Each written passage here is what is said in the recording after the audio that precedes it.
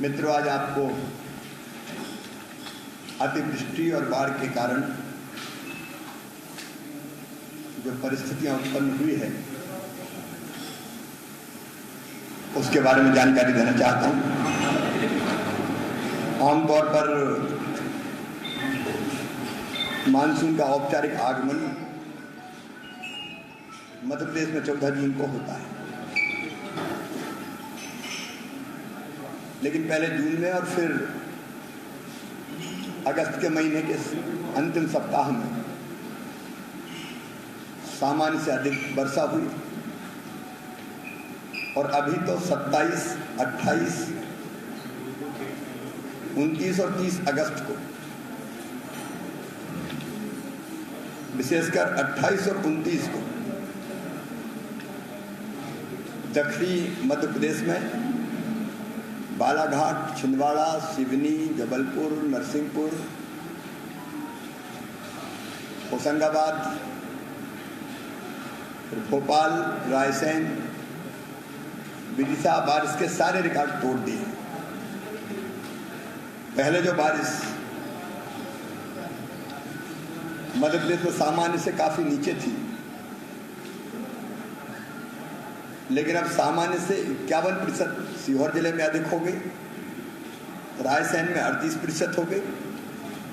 24 घंटे में अकेले होशंगाबाद में 34 सेंटीमीटर वर्षा हुई और इसके कारण एक तरफ छिंदवाड़ा, सिवनी और बालाघाट में, पैंच नदी और बाकी नदियों में, क्योंकि बांध सारे फुल थे, बांधों का पानी छोड़ा गया, बाढ़ ने भारी तबाही मचाई। भाई तीसरी तरफ नर्मदा जी और उनकी सहायक नदियों में भयानक विनाशकारी बाढ़ आई।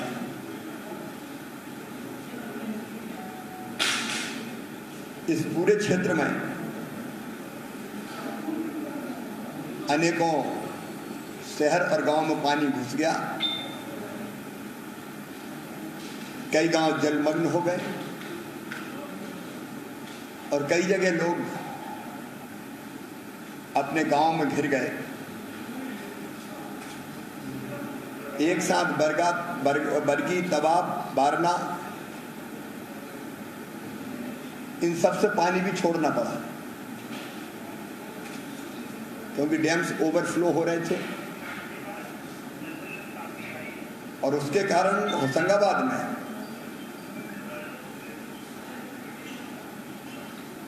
पानी 982-83 फीट, खतरे के निशान 964 है,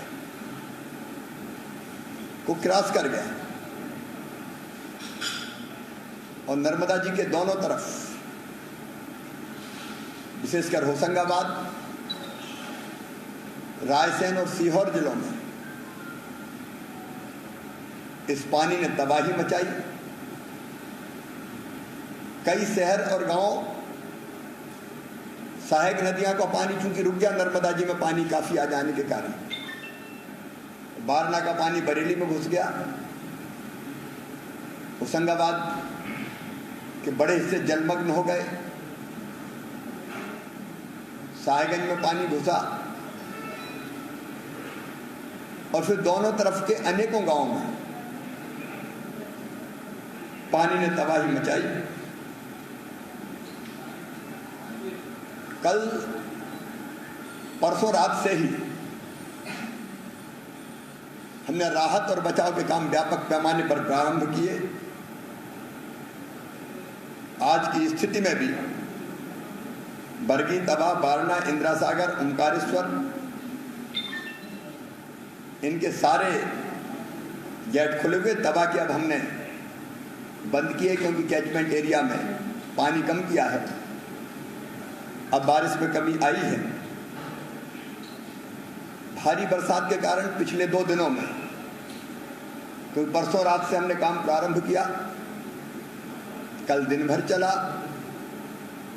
और रात भर भी हमारे सारे कमिश्नर्स, कलेक्टर्स,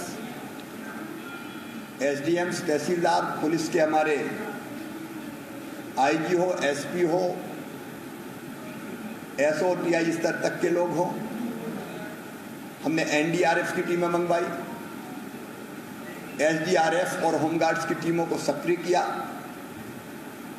कल ही हमने एयरफोर्स से भी आग्रह किया कि एयरलिफ्ट करने की लोगों को जरूरत पड़ेगी, और सबके सम्मिलित प्रयासों से पिछले 2 दिनों में 12 जिलों के 454 गांवों से 7,000 से अधिक लोगों को बाढ़ग्रस्त क्षेत्रों से हमने बाहर निकाला।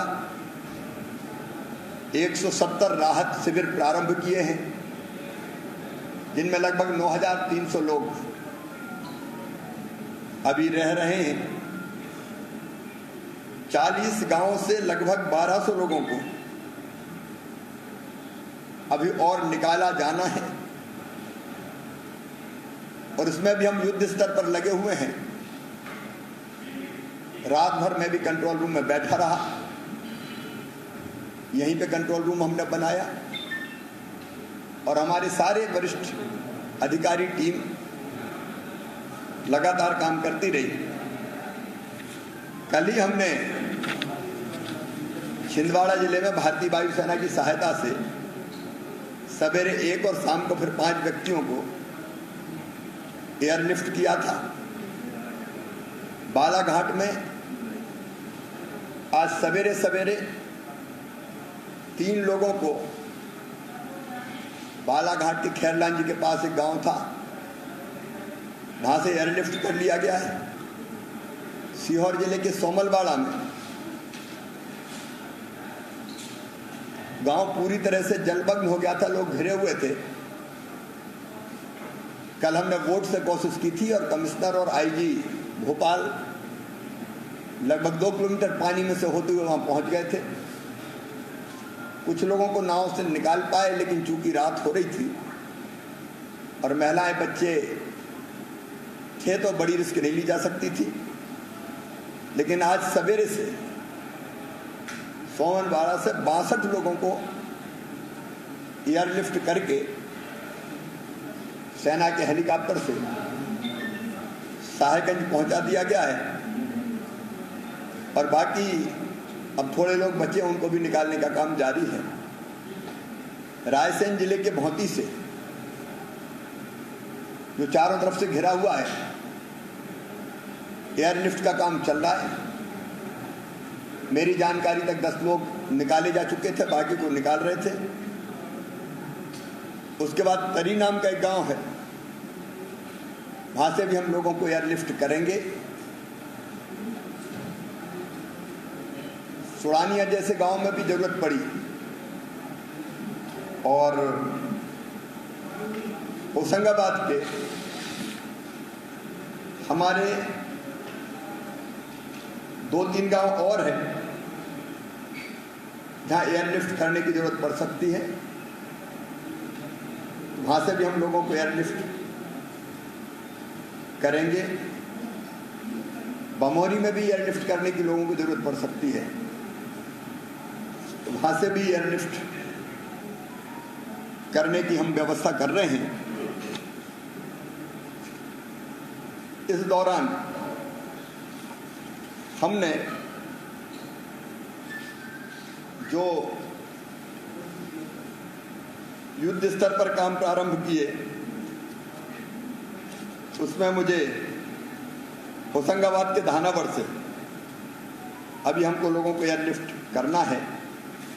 हम लोग नाव से भी प्रयास कर रहे हैं, क्योंकि हमारी NDRF की टीम भी और SDRF की टीम भी बहुत बढ़िया काम कर रही है। अपनी जान पे खेल के लोगों को बचाने में लगे। कल नरेला नाम के गांव से रात को 2:30 बजे 5 लोगों को कोलार नदी से निकाला गया। तो नाव से भी अपनी जान पे खेलकर लोगों को निकालने के काम में हमारी SDRF, हमारे होमगार्ड्स, हमारे पुलिस के जवान, NDRF की टीम सेना की टीम की, क्योंकि अब आर्मी की भी हमने जो कंपनियां मांगी थी, 2 कंपनियां सीहोर जिले में, 2 कंपनियां रायसेन जिले में, ये पहुंच रही हैं। होशंगाबाद में काम शुरू कर दिया है सेना ने। एनडीआरएफ के भी 4 दल हमारे सक्रिय हैं। 4 अतिरिक्त दलों की हमने मांग और की है। 3 वायुसेना के हेलीकॉप्टरों से एयरलिफ्टिंग का काम किया जा रहा है। 2 और हमने मांगे, तो वो भी बहुत जल्दी मिलने की संभावना है। मैंने रात को माननीय रक्षा मंत्री जी से चर्चा की थी। आज सवेरे माननीय प्रधानमंत्री जी से बात करके उनको पूरी जानकारी मध्य प्रदेश की बाढ़ की स्थिति की दी और उनका स्नेहपूर्ण सहयोग और समर्थन हमें मिल रहा है। एक घटना का मैं जरूर जिक्र करना चाहूंगा। इस संकट की घड़ी में जवानों ने जान पे खेल के जो काम किया है, ग्राम बालाबेट होशंगाबाद में कल नर्मदा जी के पानी का बहाव बहुत तेज था। गांव पूरी तरह से कट गया था। 2 माह और 5 माह के बच्चों सहित 4 लोगों का परिवार पूरी तरह से फंस गया था। एसडीआरएफ और होमगार्ड की टीम ने रात में ऑपरेशन किया, क्योंकि बरसात के कारण बच्चों की भी जान बचाना जरूरी था। मूसलाधार बारिश के दौरान उन्हें एक नाव के माध्यम से निकाला और फिर नाव को उल्टा करके छाया की गई। बच्चों को पानी से बचाया। एसडीआरएफ के leader platoon commandant Shri Rajkumar Katare ने और उनकी टीम ने अद्भुत काम किया। पास के थाने को गूगल लोकेशन भेज दी और थाने ने व्यवस्था कर फिर गाड़ी भेजी और कमर के बराबर पानी से भी चल के बच्चों को बचा के वहां की एक फैक्ट्री में सुरक्षा दी गई। बालाबेट के सरपंच ने भी बहुत अच्छा काम किया। ऐसे सभी काम करने वाले अफसर जवानों का मैं हृदय से आभार व्यक्त करता हूं। एक नहीं, ऐसी अनेकों घटनाएं हैं। एक का तो मैंने आपसे यहां जिक्र किया है। राहत की बात फिलहाल ये है कि अभी बारिश का पानी थमा है। बांध से भी मैं, जैसा मैंने बताया, दबा से डिस्चार्ज कम किया है, इसलिए धीरे धीरे पानी अभी नीचे आ रहा है। लेकिन सतर्क रहने की जरूरत है, क्योंकि बारिश फिर हो सकती है। मुझे इस बात का संतोष है कि इस दौरान लोगों को निकालकर उनकी जान बचाने में हम लोग सफल रहे हैं। पहला लक्ष्य था हमारा लोगों की जान बचे। इसलिए फंसे लोगों में कोई कैजुअलिटी नहीं हुई, ये मेरे लिए संतोष की बात है। अलग अलग जगह कहीं कोई पुलिया से निकल गया, बह गया, इस तरह की घटना जरूर हुई। एक पंचायत सचिव रायसेन जिले में बहे हैं। कच्चे मकान गिरने के कारण कुछ जगह दुर्भाग्यपूर्ण घटना हुई है, वो भी बहुत कम मात्रा में है। कटनी जिले में एक जगह और, लेकिन हम लोगों की जान बचाने में डूबने नहीं दिया, सफल रहे। आज जो सिस्टम है पूरा बारिश का, वो पश्चिमी मध्य प्रदेश की तरफ चला गया है और संभावना है 24 घंटों में पश्चिमी मध्य प्रदेश में भारी बारिश होगी। इंदौर, उज्जैन, शाजापुर, रतलाम, देवास, झाबुआ, अलीराजपुर, मंदसौर, नीमच, ये जो पश्चिमी इलाका है, वहाँ प्रशासन को सतर्क कर दिया गया है। पिछले साल गांधी सागर बांध का पानी काफ़ी देर से छोड़ा गया था। इसके कारण भारी तबाही हुई थी। अभी गांधी सागर बांध 2 मीटर खाली है, लेकिन हमने फिर भी पानी का डिस्चार्ज भारी बारिश को देखते हुए प्रारंभ करा दिया है, ताकि अचानक भारी बारिश से पानी इतना ना भर जाए कि फिर डूबने के कारण तबाही मचे। पश्चिम मध्य प्रदेश को पूरी तरह से सतर्क किया है। मैं स्वयं कल भी मैंने विपरीत मौसम में प्रयास किया था, हम कुछ स्थान पर पहुंचे, लेकिन लो क्लाउड्स होने के कारण नीचे संपर्क नहीं हो पाया। आज मैं फिर अति भारी बाढ़ में जो गांव फंसे हैं उनका हवाई सर्वे भी करूंगा। यहाँ से सीधे मैं वहीं जा रहा हूँ और उसके बाद वहाँ से लौटने के बाद फिर शाम को मेरी चिंता है, अगर बाढ़ का पानी उतरा तो बीमारियों का खतरा होता है, इसलिए स्वास्थ्य विभाग, नगर पालिका, ग्रामीण विकास विभाग, इनके साथ फिर शाम को बैठक करूंगा। एक बार फिर बाढ़ की स्थिति का जायजा लूंगा। और कोशिश भरसक यही है कि इस तबाही से हम लोगों को निकालें, पहले पानी उतरे, लोग डूब ना पाए, बचें, राहत शिविरों में व्यवस्था ठीक करें कोरोना को ध्यान में रखते हुए, और बाद में फिर व्यवस्थापन के काम को हमको प्रारंभ करना पड़ेगा। फसलें भी व्यापक पैमाने पर खराब हुई हैं, उसमें भी किसानों को राहत देने के काम का प्रारंभ किया जाएगा।